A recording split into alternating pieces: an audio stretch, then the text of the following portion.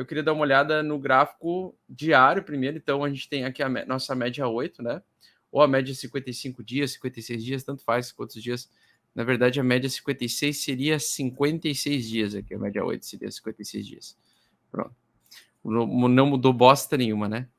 E nós ainda temos, então, as principais resistências, essa região aqui, entre 40 mil e 50 mil. Aliás, entre 40 mil e 44 mil dólares. Tá? Essa é a principal resistência que o Bitcoin possui hoje em dia. Ele deu indicação de compra aqui no curtíssimo prazo, no RSI, retomada de tentativa de tomar alta no curto espaço de período de tempo.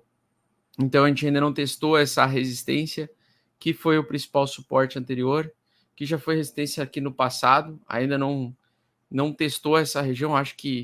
Acredito que o Bitcoin ao longo dessa semana pode vir testar os 40.500 dólares, como eu falei ontem. E no fechamento semanal, deixa eu dar uma olhada aqui. Fechamento semanal, como é que ficou aqui, tá?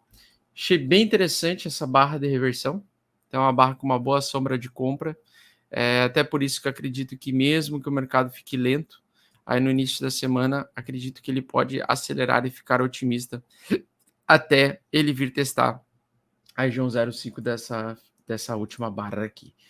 Acho difícil o Bitcoin cair a partir desse ponto, acho mais provável ele voltar a subir temporariamente e para testar essas regiões aqui realmente desta última barra de baixa que nós tivemos. Deixa eu só ajustar aqui, porque nós temos que botar onde está o maior volume, conforme o Master Stormer me ensinou, tá? E me corrigiu também. Então nós temos que pegar as regiões de maior volume, então realmente 40 mil dólares é o desafio aí do Bitcoin para o longo dessa semana, dentro desse padrão de acumulação e lateralidade, né? Bitcoin agora, ele fez um fundo de realização de prejuízo que me chamou a atenção. Esse fundo de realização de prejuízo, geralmente a acumulação, a gente precisa de 3 picos de volume de realização de prejuízo para o preço dar uma retornar temporariamente, tá? Então tivemos esses 2 grandes picos aqui dentro desse período de queda. Teria mais um terceiro pico, acho que esse seria o terceiro pico que foi efetuado. Aqui a gente já está voltando a ter uma tendência do mercado voltar a subir no curto espaço de tempo para ter um pouquinho de realização de lucro. À medida que a gente entra nesses períodos de acumulação, a gente quer tentar pegar os pullbacks, então o preço continuar caindo, se a gente já estiver no bear market, conforme eu já falei para vocês, para mim, rompendo abaixo do semanal já é bear market, tá? Então, olhando aqui, o que eu preciso e o que a gente precisa ver agora é o preço se segurar tal como ele aconteceu em abril lá de 2018, para o preço voltar a fazer uma retomadinha de alta breve para depois continuar caindo, para ter um pouquinho de realização de lucro aqui e ter mais saídas, né? Então, pode ser que a gente venha a formar ao longo dessa semana o possível pullback, o preço continuar caindo, para testar mais uma vez os 33 mil dólares. Acho que é bem possível que ele vá testar mais uma vez os 33 mil dólares, né? No caso das altcoins, com esse movimento que o Bitcoin aí tende a fazer de lateralização para o preço continuar caindo, acredito que o Bitcoin, que as altcoins vão ter ainda a mesma dificuldade.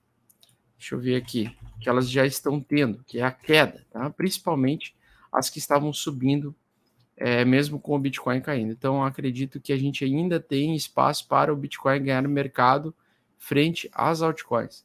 Acredito que ela está vindo a dominância do Bitcoin para testar esta região aqui, e até ela testar essa região aqui, a gente vai ter mais despejo nas altcoins, mais queda ou mais altcoins sendo trocadas por Bitcoin.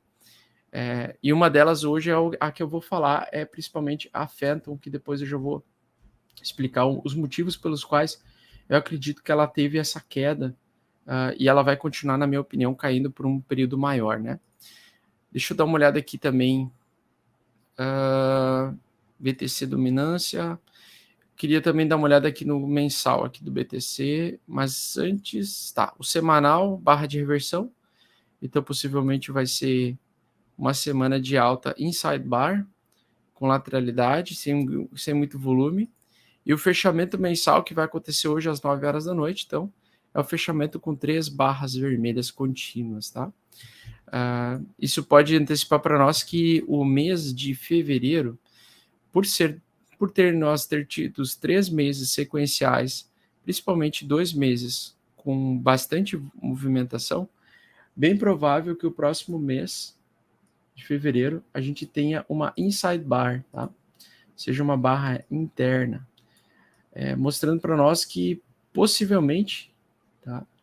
Esse mês inside bar que vem a se aproximar, acho muito improvável que em fevereiro ele se recupere, por exemplo, da queda e feche o mês de fevereiro acima dos 46 mil, 47 mil dólares. Então, acho que o mês que vem vai ser uma inside bar, tá? Uma barra interna. E essa barra interna vai mostrar para nós o seguinte, que provavelmente fevereiro vai ser o reteste, então, deste fundo aqui. O que a gente precisa ver formando é um fundo no mensal. Então, a gente já tem o fundo formado no semanal. A gente ainda não tem o reteste desse fundo, então, ainda não formamos o fundo semanal, o mensal. Então, acho que no mês que vem vai ser um dos meses mais água de salsicha da história do Bitcoin. Eu acho que o mês de fevereiro vai ser um mês tão parecido quanto este mês aqui de maio, tá? O mês de maio do ano passado, que foi uma inside bar depois de um grande movimento de queda. E dessa inside bar, a gente vai ter então um mês bem chato, tal como foi setembro, tal como foi junho, dezembro também de 2019. Então, toda vez que nós temos um mês com uma barra de fechamento longa, nós temos geralmente um mês sequencial, que é um mês inside bar, tá? Esse mês inside bar, então, é esperado para fevereiro, mês de lateralidade, um mês de indefinição, um mês de também reteste dos 33 mil dólares. Então, acho que vai ficar para o mês que vem realmente essa alta até os 40.500 dólares e a queda até no máximo os 33, 34 mil dólares para poder formar esse fundo em região de Smart Money. Tá? Nós temos um Smart Money muito importante, que é uma região onde o institucional tem interesse comprador, geralmente também acompanha o drawdown de 50%, tá? Então, geralmente, quando o mercado cai do seu topo 50%, o Smart Money gosta de comprar.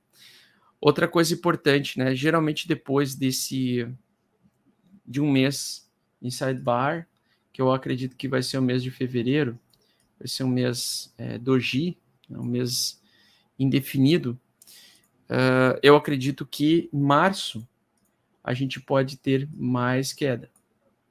E possivelmente pode ser o último movimento maior de queda que a gente pode ter dentro dessa tendência de baixa. Depois disso, se a gente tiver uma queda dos 33 mil e vir parar nos 20 mil, acho difícil a gente ver o Bitcoin vir a ter mais queda, tá? Acho que vai ser inside bar, consequência de baixa, e depois, aí sim, a gente pode ter um período de retomada de alta, de descanso aí dessa super tendência, tá? E lá por junho a julho, a gente pode ter possivelmente a reversão. Pelo menos esse é o price action aí que eu tô esperando para os gráficos mensais aí do BTC, tá?